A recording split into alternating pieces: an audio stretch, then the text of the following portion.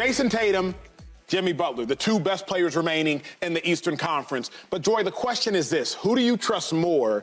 Is it Jayson Tatum or Jimmy Butler in these Eastern Conference Finals? Jimmy Butler. And that's no disrespect to Jayson Tatum. I think he's one of the top players in the league, and I think he had a tremendous performance the other night, despite the fact that the Sixers were terrible. I think he took advantage of them. I think he forced his will on the Sixers, not the other way around. Okay. Yes, that's what I think. But I think Jimmy Butler is, without question, truly the soul, the best player, the leader, the vocal leader, and he's capable, because we've seen him do this many times, of dragging this team when no one else is performing the way that they need to. And I don't know that we have seen the consistency from Jayson Tatum in the biggest moments to say that. Now, will he grow into that? I absolutely believe he will.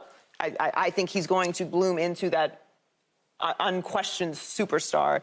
We forget how young he is and the success that he's had in the league so far. But if I have to choose, because I have to choose, I'm going to go with Jimmy Butler. That's interesting. It's hard to make a choice on this one. I have more of questions than I have answers. I'm not going to lie to y'all, because all recent history says clearly Acho, Jimmy Butler. But then, Kat, I make the mistake of thinking. And the second I start thinking, I remind myself, well, Jayson Tatum had 51, 13, and 5 in Game 7.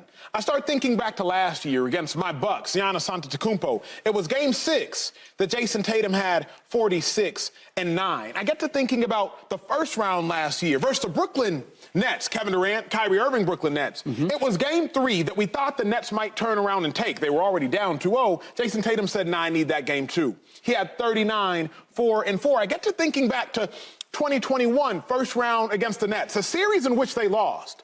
But the only reason the Celtics didn't get swept in the first round of that Eastern Conference is because in Game 3, Jimmy Butler had 50.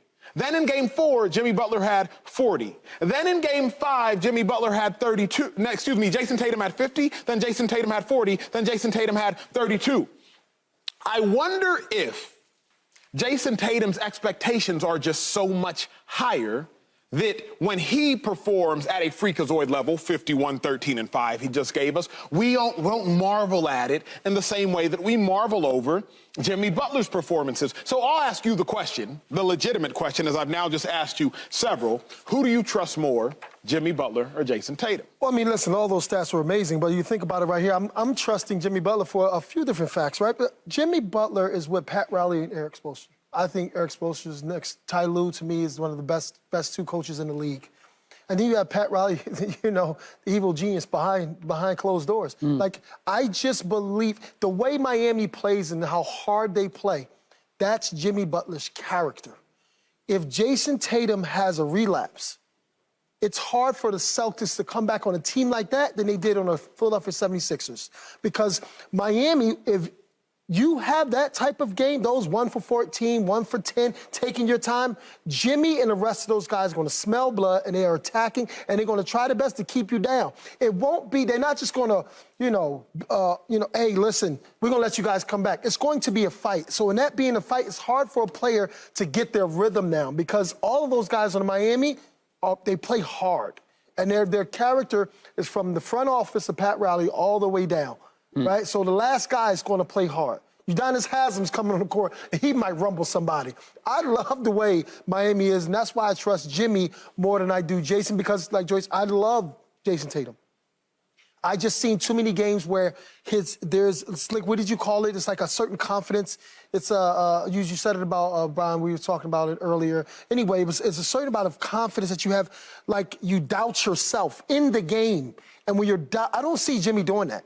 Right. I've never seen Jimmy doing that. But I see Jayson Tatum sometimes doubt himself or take a step back. Right. And this Eastern Conference, you can't do that. Let me ask you something, Slick, because I don't think anybody here is wrong, but I do wonder, in this generation, people might say, oh, this generation, they don't work hard as the other generations. This generation, they not as tough as they used to be. Well, I'll be honest. At the surface level, we ain't got to. Like, I don't have to go to the yellow pages. Right. I can go to Google. Right. You know what I mean? Like, I don't have to walk 1,000 miles to go pick her up. I can call an Uber. Right. So sometimes you don't have to do something, thus you don't. Jayson Tatum doesn't always have to have his foot on the gas because he has Jaylen Brown.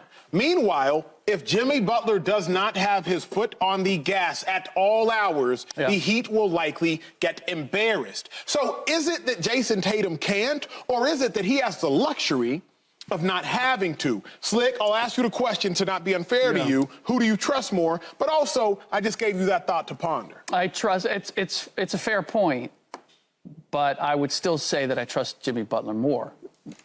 In part, because there's been less variation in his performances. Jimmy Butler, I think there's 4 games in these playoffs that Jayson Tatum has shot 40%, below 40%. Jimmy Butler has only shot below 40% once in these playoffs. If you look at some of the other numbers, the plus minuses, there's more consistency when it comes to Jimmy. But it's something that Joy said that I think crystallized my thoughts here, which is, who is the undisputed leader of the Miami Heat? It's Jimmy Butler. Yes, sir. Right? The emotional leader, it's Jimmy Butler, right? Who's the offensive catalyst? It's Jimmy Butler. And where are they? They're in the Eastern Conference Finals. Now, I would pose all of those to you. Is Jayson Tatum the emotional leader of that team? No, sir, I wouldn't say so. Right? Is he the offensive catalyst he's supposed to be, right, as the number 1 player? You can go down the line. Like, yes, he has the luxury of Marcus Smart. Correct. And Jaylen Brown. And Malcolm Brogdon coming off the bench and all these other things that they can go to.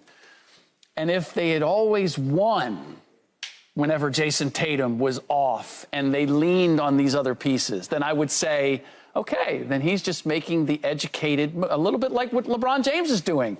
I don't have it going. I know Austin Reeves does. And if you win, you go, that was a smart move. I don't get the sense it's tactical on Jayson Tatum's part. At all. Like, you know what? I don't have it going on, but he does, so let me go to this. I think it's, I don't have it, I don't know what to do, so Jaylen Brown goes, Let me tell you why. let me go get it. Let me tell you why, because I've seen too many times Jaylen Brown go over to him and say, yo, come on, shoot that ball. Hey, be aggressive. And he's like, yo, you're right. Like, he gets in his head. Listen, this is human. A lot of guys do this. But I see it too much with those two personalities, where Jaylen may take a step back, like, yo, come on, let's go. Or Marcus Smart will suddenly become the guy taking the big shot. Yeah. And when he misses, Boston Celtics fans will go nuts and go, why is Marcus Smart taking that shot? Well, I'll tell you why. Because Jayson Tatum did. Joy, is it crazy of me, though, to think, because I've had these thoughts before. I got into an argument once. I was standing on a beach, and I was like, man, I wouldn't have survived back in the day. I wouldn't have survived back in the day where you had to hunt and catch your own stuff and kill it. No. Just bring me a drive-through. And then they were like, no, you would have, because you would have had no other choice. Yeah. Right. That's just kind of how I feel knowing Jayson Tatum's talent. Like, if Jayson Tatum had no other choice, in the same manner that Jimmy Butler, he has no choice. Round 1 against the Bucks, if not for Jimmy Butler, the Heat don't do it. Right. Jimmy Butler's back was against the wall. He had no choice but to fight. When you have no choice but to kill with your own hands to survive, you'll figure it out. So somebody convinced me, like, oh, sure, I'll figure it out.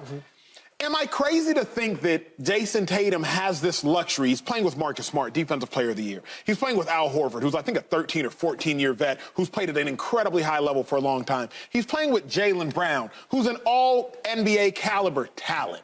Am I crazy to think that he has the luxury of not having to do what Jimmy Butler has had to do? Not that he can't. He just hasn't had to all the time. I don't think he does have that luxury. Not if we hold him to a certain standard of expectations of a superstar. They haven't won a championship, so he hasn't gone through that type of process, and it lended them a ring. So I would argue he absolutely has to do that. He has to absolutely kill with his hands to survive. He just hasn't done that. And we saw that in the finals. And that's a character trait. You have to build that character. You have to build that character. And if they're relying on you to be able to wake up while you're struggling to do that, you won't beat Miami. Yeah, I think he has that in him. And I think he has the talents as well. But yeah, I can't say that if he's incapable of doing that, which I don't believe, but if he is incapable of doing that, that's okay because of the team that's around him. If anything, that's more of an indictment of you, because that means that you have to be that guy and you're not. How hard is this? And Kat, we'll take it home with this quick dialogue. Intra-locker room, things get real interesting about who was there first. And viewers at home, you don't have to play professional sports. Think about it in your own house. Think about it in your friend groups. Whoever gets there first usually calls dibs. You go into somewhere on a friend vacation, you'll Airbnb. Whoever got there first, I'm getting the master bedroom, then I'm getting the next biggest bedroom. There's a pecking order of who got there first.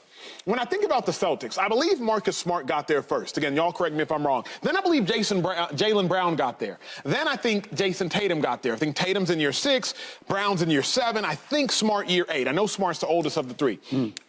I know NFL locker room order, but NBA locker rooms, is there something to the fact that, well, it was Smart's team and Brown's team, though I am the most talented, I showed up last. Smart's a defensive player of the year, so he is good in his own right.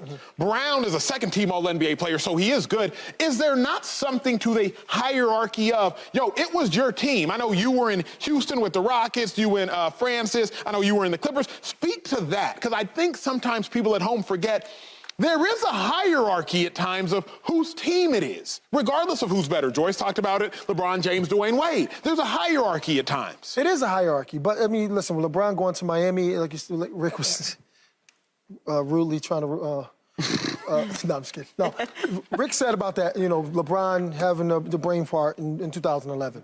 But LeBron was sitting here thinking about, listen, this is Dwayne's team, and I love Dwayne. Dwayne's my guy. He's a selfless individual, right? So at the end of the day, I don't know if Jayson Tatum may be that. Like, I love Marcus. I respect him. I respect Jaylen. So, like, they want me to do X, Y, and Z. I'm going to do that, but I don't want to.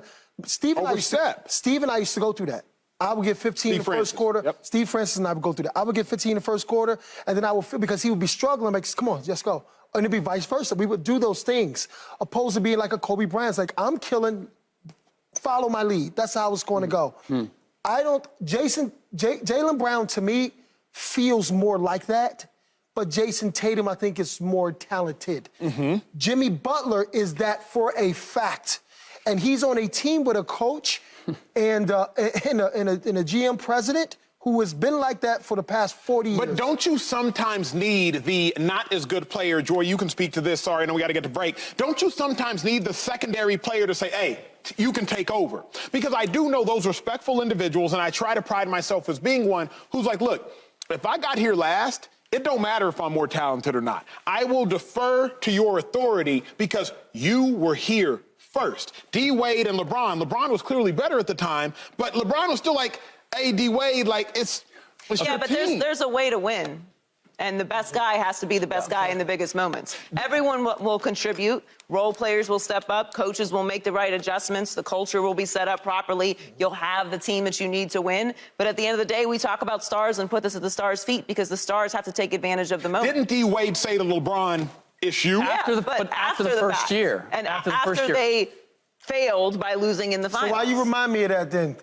Why you just say after the first year? I just said that. Why you remind me of that? So you just want to hurt my feelings about LeBron? That's what you want to do. No. I just don't want you to be. I just don't want you to be incorrect in public. By the way, Jimmy wasn't the first one in Minnesota. He wasn't the first one in Philadelphia. Yeah. But he was the alpha. So how did that work? Right. I got to get up out of here. Yeah. Because I'm going to be the alpha. Yeah. Sometimes alpha's got to do what alpha's got to do. Jayson Tatum, ball's in your court. We will see. Subscribe here to get the latest from Speak and go watch a few segments from our other shows on FS1.